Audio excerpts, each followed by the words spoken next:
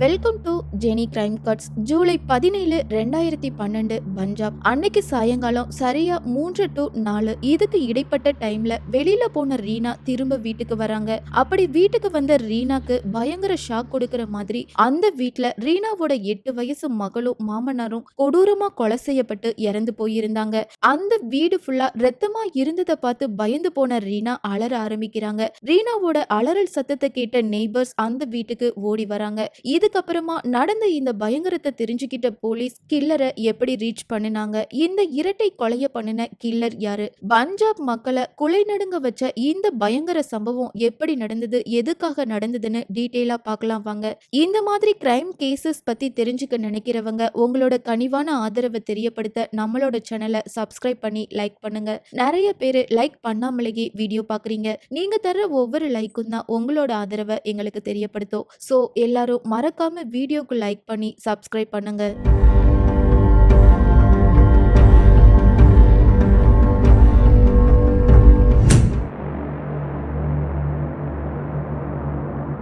பஞ்சாப் மாதாநகர் பகுதியில் வசிச்சுட்டு வர்ற 64 வயசான நரேந்தர் இந்திய உணவு கழகத்துல அதிகாரியா ஒர்க் பண்ணிருக்காரு. வயது முதிர்ச்சி காரணமா சில வருஷத்துக்கு முன்னாடி தான் ரிட்டையர்டும் ஆகியிருக்காரு. இவரோட பையன் தான் ஹிதேஷ் ஆனந்த். ஆனந்துக்கு 8 வயசுல ரேவா அப்படின்னு ஒரு அழகான பெண் குழந்தை இருக்காங்க. அந்த சிறுமி இப்போ தேர்ட் ஸ்டாண்டர்ட் படிக்கிறாங்க. இப்படியே இவங்களோட வாழ்க்கை நகர்ந்துட்டு இருந்த இந்த சமயத்துல தான் 2012 ஜூலை 17 நரேந்தர் மற்றும் அவரோட பேத்தி ரேவா இவங்க 2 பேரும் கொடூரமான முறையில கொல்லப்பட்டு உயிரிழந்து கிடந்திருக்காங்க.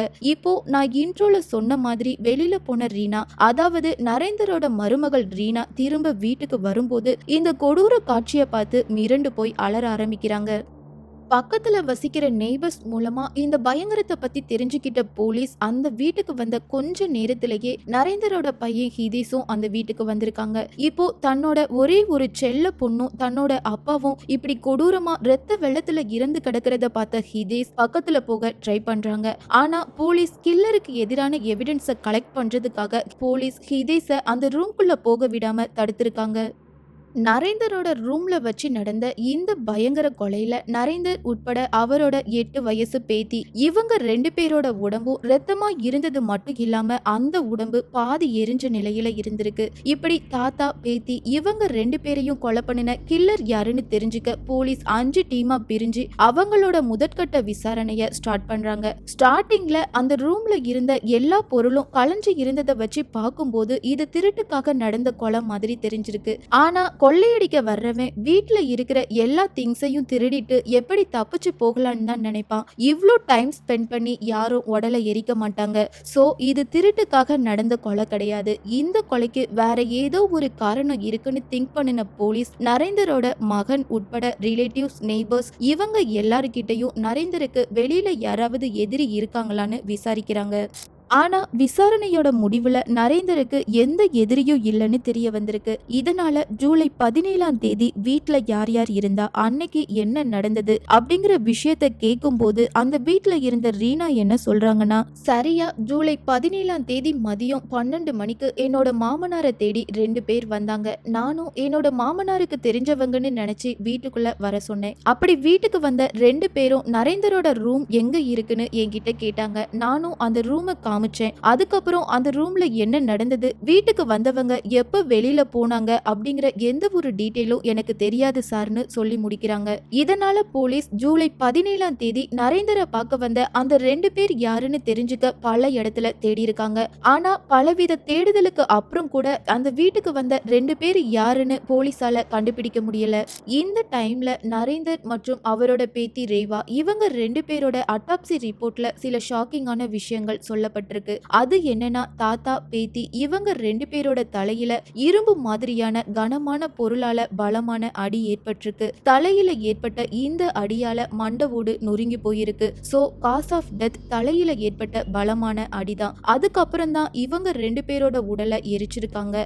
இதுல கவனிக்கக்கூடிய இன்னொரு முக்கியமான விஷயம் என்னன்னா, இந்த 2 பேரோட மரணமும் வேற வேற டைம்ல நடந்திருக்கு. அதாவது நரேந்தர் இறந்து போன 3 மணி நேரத்துக்கு அப்புறம் தான் ரேவா இறந்து போய் போயிருக்காங்க. அப்படின்னா கில்லர் 2 பேரையும் வேற வேற டைம்ல கொலை பண்ணிருக்கணும்னு கண்டுபிடிக்கிறாங்க.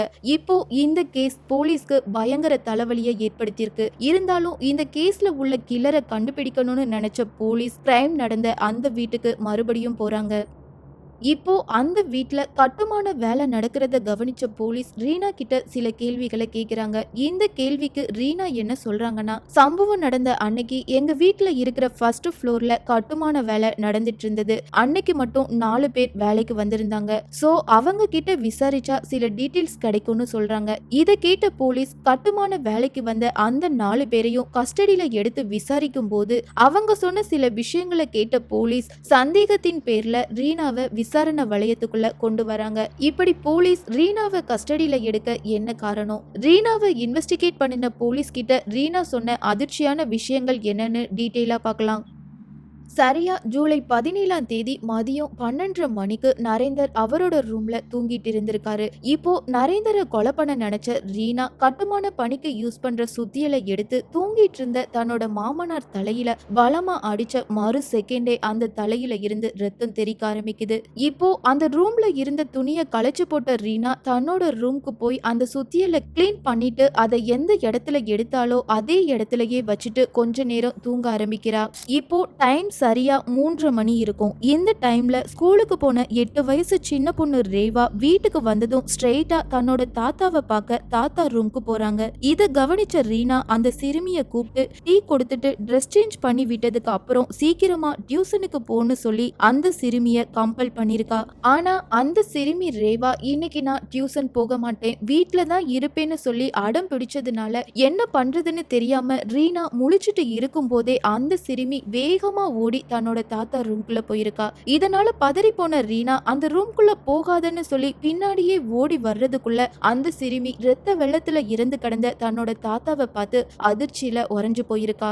இந்த டைம்ல ரீனாவை பார்த்த அந்த சிறுமி பயப்பட ஆரம்பிக்கிறா. பயத்துல என்ன பண்றதுன்னு தெரியாம அந்த ரூமை விட்டு தப்பிச்சு வெளியில ஓட ட்ரை பண்ணும்போது அந்த சின்ன பொண்ணை தப்பிக்க விடாத ரீனா இவள உயிரோட விட்டா நாம மாட்டிப்போன்னு நினைச்சு மறுபடியும் சுத்தியலை எடுத்து பயத்துல நடுங்கிட்டு இருந்த அந்த சின்ன பொண்ணோட தலையிலேயே பலமா அடிச்சிருக்கா. இந்த டைம்ல மண்டையெல்லாம் செதறி ரத்த வெள்ளத்துல துடிச்சிட்டு இருந்த ரேவா அதே இடத்துல பரிதாபமா இறந்து போறாங்க. இதுக்கப்புறமா அந்த 2 பேரோட உடலையும் எரிச்சிட்டு தன்னோட ரூம்க்கு போய் ரத்தமா இருந்த ட்ரெஸ்ஸை சேஞ்ச் பண்ணிட்டு அந்த சுத்தியலையும் கிளீன் பண்ணி அதே இடத்துல வச்சிருக்கா. ஆனா போலீஸ் கிட்ட நான் ஈவினிங் டைம்ல ரேவாவோட டியூஷன் ஃபீஸை கட்ட டியூஷன் சென்டருக்கு போயிருந்தேன், அதனால நான் அந்த டைம்ல வீட்லயே இல்லைன்னு சொல்லியிருக்கா. ஆனா டியூஷன் சென்டர்ல விசாரிச்ச போலீஸ்க்கு ரேவா அன்னைக்கு டியூஷன் சென்டருக்கே வரலன்னு தெரிய வந்திருக்கு. இது மட்டும் இல்லாம ஜூலை 17ஆம் தேதி தன்னோட வீட்டுல கட்டுமான வேலை பார்த்த அந்த 4 பேரையும் சரியா மதியம் 12 மணிக்கு சாப்பிட வெளியில அனுப்பியிருக்கா. இதுக்கப்புறம் சாப்பிட்டு வந்த அந்த 4 பேரையும் ஈவினிங் 3 மணிக்கே இன்னைக்கு வேலை பார்த்தது போதும், சோ நீங்க வீட்டுக்கு போகலான்னு சொல்லியிருக்கா. இப்படி அந்த 4 பேரும் வெளியில போனதுக்கு அப்புறம் தான் ரீனா தன்னோட மாமனாரையும் மகளையும் கொலை பண்ணிருக்கா.